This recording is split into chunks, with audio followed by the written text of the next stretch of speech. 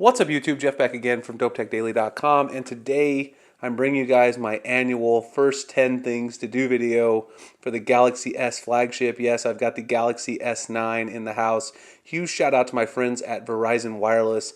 They sent me over an early unit so I could go ahead and get these videos out for you guys as early as possible, and I really appreciate that.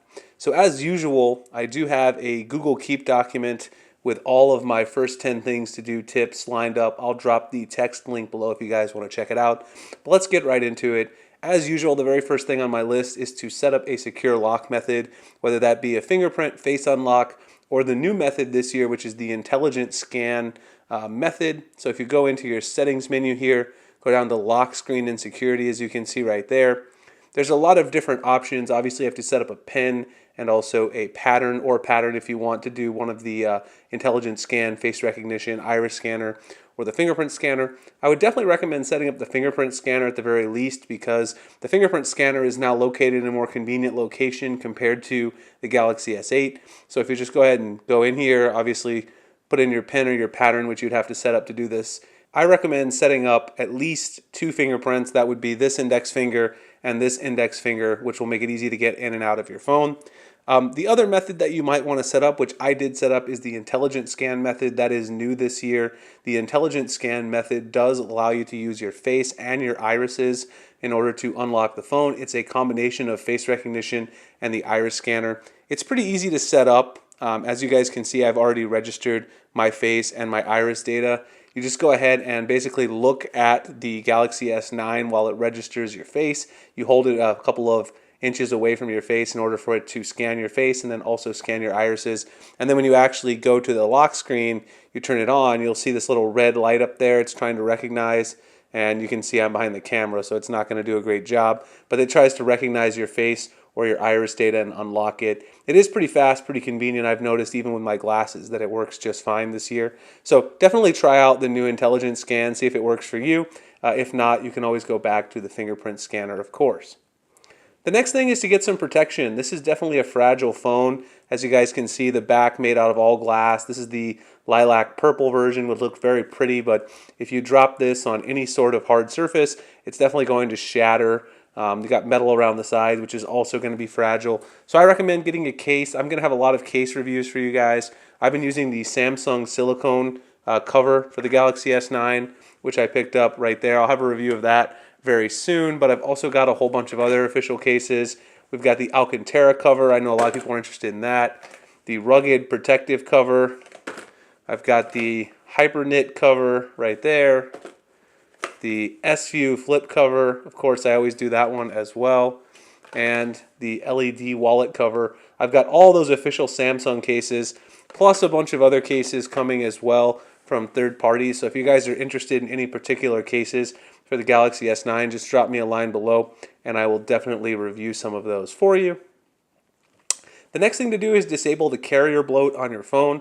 Now this is the Verizon model, and like I said, I appreciate Verizon sending it out, but there's always some extra games and things installed there that you might not like. So for instance, here you can see we've got Bingo Bash installed, so I want to get rid of that. So I'll just hold down on there and then go ahead and tap on uninstall. That'll go ahead and get rid of the game, free up a little storage.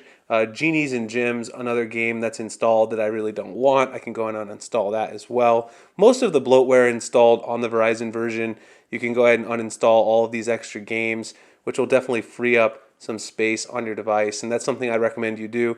No matter which carrier version you get, you're definitely going to get some bloatware. Obviously, if you have the unlocked model, this doesn't really apply to you, and you should be glad about that. That's a good reason to buy an unlocked phone. So once you take care of that, the next thing is to choose your display settings and also customize your navigation key orientation.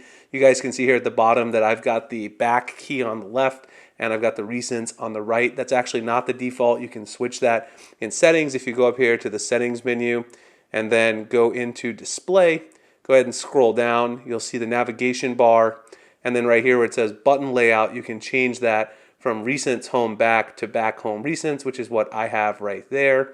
You can also change a few things like the theme and also the background color for your particular navigation bar. I'm perfectly fine with the color that I have for the default. You guys can see I'm running a theme right now, which we'll talk about a little more later, but you can customize those things within this menu.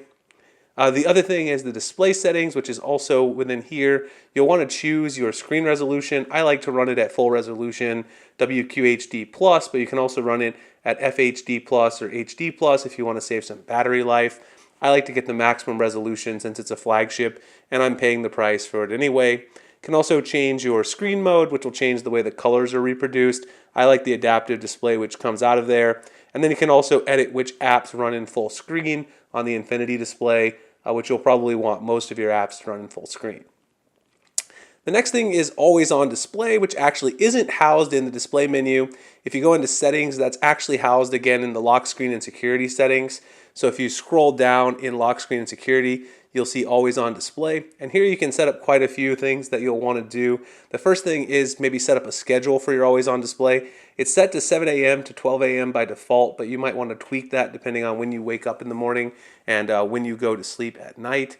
You can also change what's shown, home button and clock or information, or just the home button on the always on display. You can also choose to show the always on display all the time if you're interested in that, of course.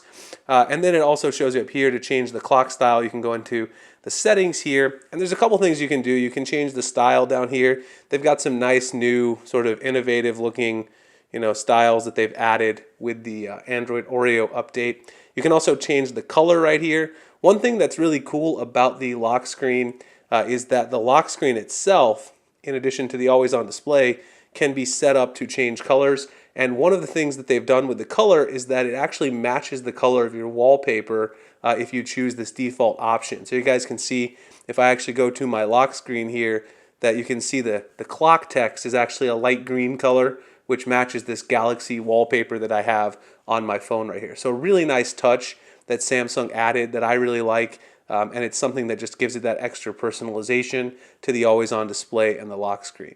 So once you set up your always on display and lock screen settings, the next thing you'll probably want to do is set up and personalize your AR emoji. Now I just recommend that you do this because this is a new feature this year for the Galaxy S9, the S9 Plus. Doesn't mean you're going to use the AR emoji all that much, but I definitely want to give it a try because it's something new.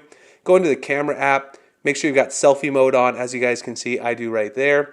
Go ahead to the top and tap on AR emoji, and then you can tap on create your emoji, and then basically you'll just get your face in the circle. It's hard to do from behind the camera, but I'll show you guys what I did in a second. Make sure you remove your glasses. And then the hard part for me, which I found interesting, it says to smile with your lips closed and give it a whirl. So you press the button. I find it pretty hard to smile nicely with my lips closed, but you guys can try and see if that works easily for you. Anyway, I created mine. It's right here. So once you actually create your emoji, you can tap on this and you can actually create or remove it. Down here, you can actually also see all the various style emojis that you can actually set up. You can be a character if you want. You don't actually have to, set up one that looks like you. And then when you actually want to share these, if you go into an app like Hangouts, it'll create a whole bunch of different stickers for you. So if you go into your gallery, you can see I did a silly one right there that I saved. But then it creates all of these standard ones for you. You've got balloons, kisses, sad emoji, question mark emoji, a whole bunch of other ones that I don't even know what they are. But anyway, there's a whole bunch of pre-made AR emojis that you can send within any messaging app. And of course, you can go back into the camera app and actually customize them yourself. You can tweak your clothing, your eyeglasses, your hairstyle, your skin tone, whatever you want. It's kind of cool. It's a new feature. I think it's better than Apple's Emoji, which I talked about before. So I encourage you to go ahead and give it a try, at least when you first get the phone, and see how you like it. Since you're paying all this money for the new flagship, you might as well check out the new features. The next thing is to make a decision about Bixby.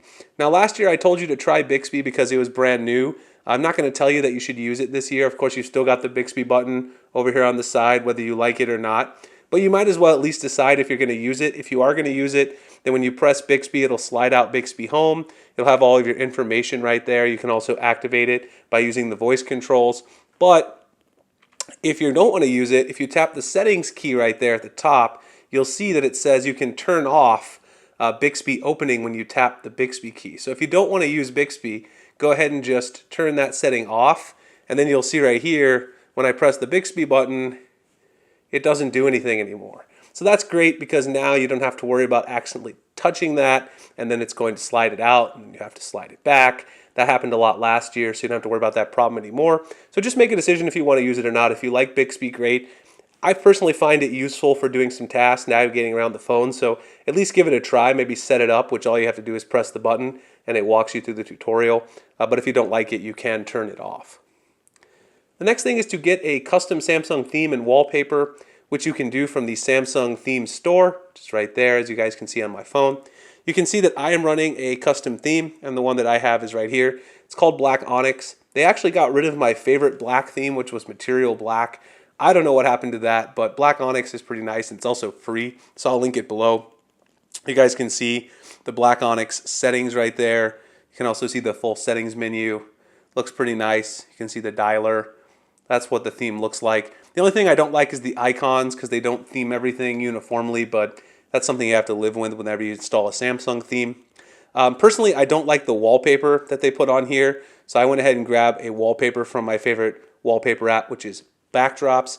You guys can see right here, that is where I got this from. It's called Yonder Way by Samir Zayer. I'll drop the link below to the wallpaper as well.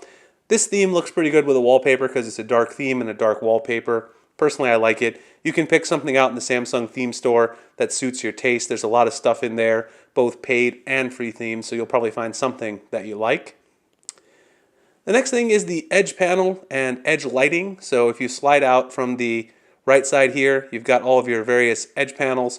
You can choose the ones you want by going into settings right here, and you can see all the ones I have turned on: Apps Edge, People's Edge, Smart Select, Clipboard Edge, and Quick Tools. I like all those quite a bit, but there are other ones like Sports and Reminders and Calendars if you're interested, as well as Weather.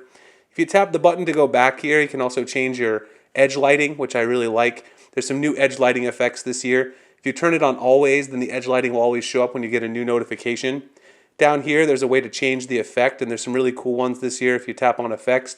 One of the ones I like the most is the glitter effect right here. That's the one I've been running on my Galaxy S8 Plus ever since I got Oreo on there. It's a really nice effect. You can change the transparency. You can also change the width of the effect if you want to make it look more obvious when you get a notification. Personally, I think the wider effect looks very nice. So you can make a decision which one you like, and that's definitely one of the cool things about having a Samsung phone. Those edge lighting effects are definitely really, really nice to show off to your friends. And then the final thing I recommend you do when you get your Galaxy S9 is to set up Samsung Pay.